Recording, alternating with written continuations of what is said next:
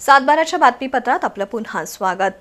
महाराष्ट्र, कर्नाटक आणि गोवा राज्य असं कार्यक्षेत्र असलेल्या कल्लापण्णा आवाडे इचलकरंजी जनता सहकारी बँकेनं गुजरात राज्यात शाखा विस्तार करण्याचा निर्णय घेतलाय।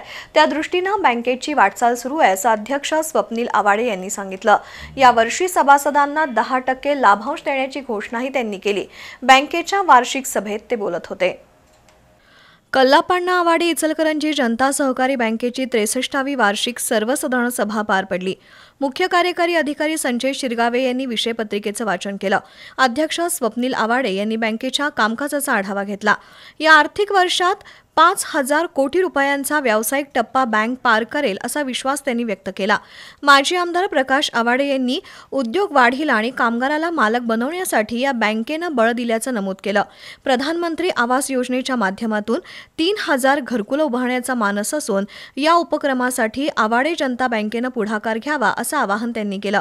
या प्रसंगी बँकेचे संस्थापक कल्लापण्णा आवाडे, आमदार राहुल आवाडे, उपाध्यक्ष संजय अनिगोड, प्रकाश दत्तवाडे, चंद्रकांत चौगुले, अशोक सौंदतीकर, डीजी कोरे, वैशाली आवाडे, पीटी कुंभार, जयप्रकाश शाळगावकर, किरण पाटील, दीपक पाटील, अण्णासाहेब नेर्ले यांच्यासह बँकेचे संचालक आणि सभासद उपस्थित होते।